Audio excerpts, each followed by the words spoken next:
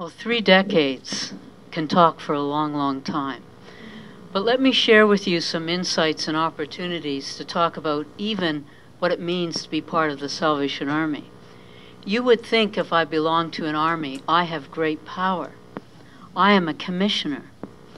And I have been a leader of the Salvation Army in 2 countries, in the 2nd largest territory of the world. So what's the problem? And as we look at the very name, Salvation Army, the problem comes for all of us when we look at gender equality. Are we looking to have positions in a hierarchical structure like an army in our world, in our society? Or are we looking for the essence of what we want society to become and look like? Salvation, and I am a member of the clergy, means wholeness, means health, means healing, means a sense of equality that comes together in wanting to be together. Not conscription, not appointment, but building community. When I was the leader of the Salvation Army in a very, very poor country of the world, we had an excellent service for health provision. We trained village workers. They went back into the village, and it was wonderful, wonderful resourcing. And maternal health care figures were advancing in terms of births coming to fruition.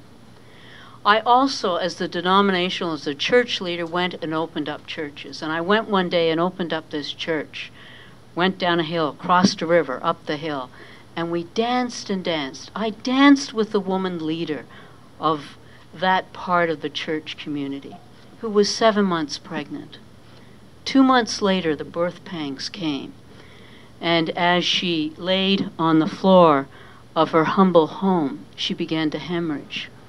At that point, the Salvation Army had a walkie-talkie system and got from one village to the other and called our healthcare provision about 20 miles down the road. And they came with a vehicle down the hill, across the river, up the hill.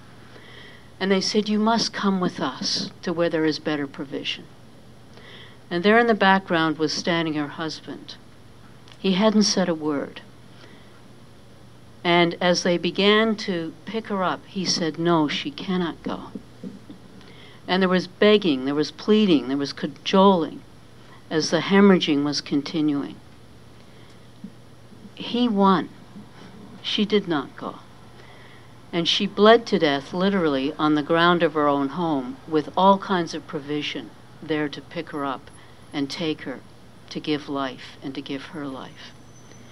His concern and his response was, if she bled on the vehicle, who would pay for the cost of taking the stain out of that Salvation Army vehicle? No amount of pleading changed his logic. And somehow he had been dominated himself as a young boy of what it meant for him to live without resources. And in that culture, what was a payback system.